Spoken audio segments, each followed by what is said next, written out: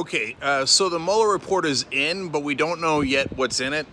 We do know what was reported on Friday night, which Anna and John covered on the Young Turks main show, which is that it appears that the reports say that there are going to be no further indictments. The Republicans are overjoyed about this. Well, let me explain why they're wrong about that, and then I'll explain why the Democrats are wrong.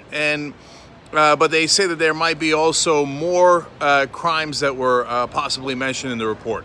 So, let's start with the Democrats. Well, why do I think the Democrats are likely wrong about their theory on collusion? Well, if they put all their eggs in the basket of, during the election, Donald Trump called Vladimir Putin, and then Putin called him back, and they said, hey, should we rig the election? Oh, yeah, let's totally rig the election together. Is that what they think? Because that's definitely not what I think. I think that is quite unlikely. And if that's not what they think, they certainly made people think that that's what they believe. And so before Mueller's investigation, they put all their eggs in that basket, which is already foolish. And then now, right before it came out, Pelosi said, well, we're not going to do impeachment unless the Mueller report comes in with something, I guess, devastating, et cetera. She barely even said that, right? So now people are waiting like, okay, if the Mueller report shows there was a homicide, double homicide, then yes, they do. Democrats and everybody else does something about Trump. Otherwise, they don't do anything, okay? No, that's a really stupid theory, if you ask me, by the Democrats, and a stupid way to handle this situation. So I think the Democrats are wrong in that sense. Now, why do I think the Republicans are wrong? Well, they say there's no collusion at all between Trump and Russia. I don't know what you're talking about. Guy's perfectly innocent. There's nothing weird at all going on between them. Okay. No. So I think that there clearly is collusion based on the publicly available evidence. So then now conservatives and some progressives go, what do you mean? I've said there's collusion before and after the election. So that has led to a lot of conservatives going, collusion after an election? That doesn't make any sense. Yes, it does. Of course it does. They're just saying, well, are you trying to say that he stole the election after the election? No, I'm not saying he stole the election. So collusion means working together, and in this case, for a nefarious purpose. So let's take it one step at a time. What does it mean before the election? So Donald Trump has been borrowing money from the Russians for a very, very long time. They've been investing into his properties for a very long time. Now, if you just got normal investments, no big deal, right? People get investments from other countries, other people from all across the world buy properties in Florida, New York, etc. If there's no other pattern, that would be no big deal at all, okay? And the fact that there's some Russian citizens who have bought something doesn't mean anything either, okay?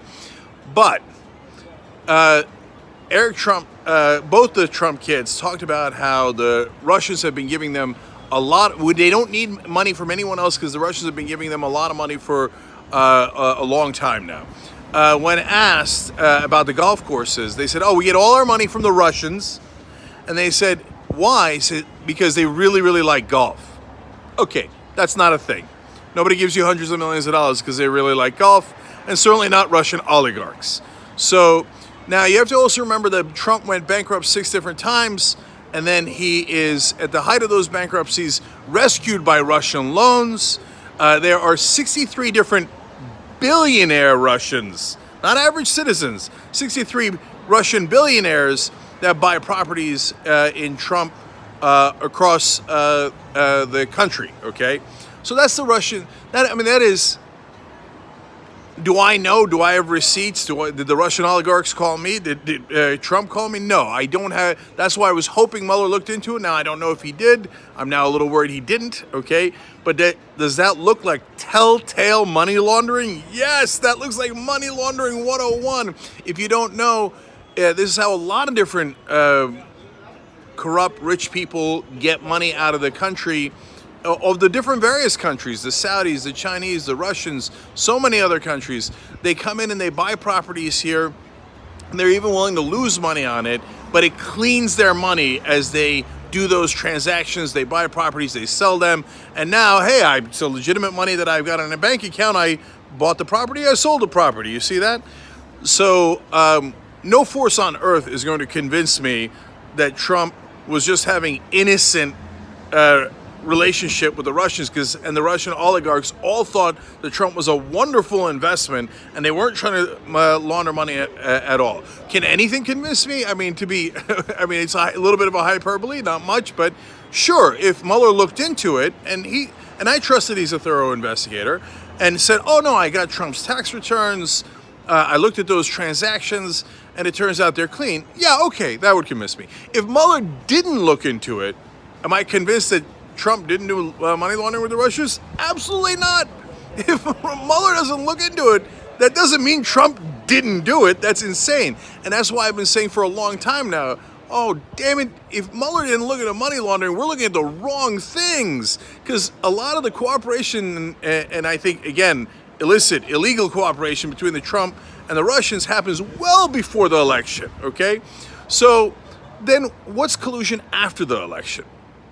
Well, I think the Russians during the election, did they interfere, quote unquote interfere? Yes. Did they do the fake news? Yes. Did they buy those troll farms, do tweets? Yes. But like one report had it at 4 million Twitter impressions. That's nearly nothing. I don't think that's the big deal. If the Democrats think that's the big deal, they're crazy, and they're totally making excuses for Hillary Clinton losing. And why would the Russians go into that Trump Tower meeting and not give the information about Hillary Clinton? So I think they're trying to put the Trump administration in a compromising position, but they didn't necessarily do that collusion. But I don't know those details. Mueller report's going to have that. We'll find out hopefully in a couple of days, okay? But after the election, Trump goes and has, I mean, let alone the things you can see with the naked eye, all the different things where he is helping Russia over the top. Look, I know some of you disagree with that, and I don't want to get back into that gigantic debate, okay? Well, you know, he was against the Russians on one or two things, and he was weirdly, massively in favor of them in unprecedented fashion in 28 different ways. Okay, so, but you can have that debate, and that's a legitimate debate, okay? But what is not a legitimate debate is Trump goes and has meetings with the Russians, and again, there are many examples, but I'm giving you one of them here, or with Vladimir Putin himself, and he won't allow any other American officials into those meetings. He literally takes the American translator's notes from out of his hand in one of those meetings, and won't let him talk about it. In the others, he doesn't allow the American translator into the meeting with Putin in the first place. Unprecedented, crazy, and no force on earth is going, unless you have actual recordings or the translator, right, is going to convince me that that's a normal thing. No, Trump and Putin are having perfectly honest, fair, legitimate conversations that Trump doesn't want to hide at all. He just thought the Russian translator would do a better job, and he didn't want any Americans there, not because he was trying to hide any evidence of working with the Russians. No way! That is so incredibly irrational. So, again, if there's overwhelming evidence, Mueller looked into it, he found the translator, and the translator says, no, before he took my notes in that meeting, they didn't say anything bad at all. I don't know why he took my notes, and I can tell you exactly what they said. And they didn't talk about any business dealings. They didn't talk about Trump owes the Russians for all the favors they gave him and all the loans that they gave him and how they rescued him and how they want something back now, right? Okay, then if you've got those receipts, no problem. But if Mueller didn't look into that, that doesn't mean Trump didn't do it.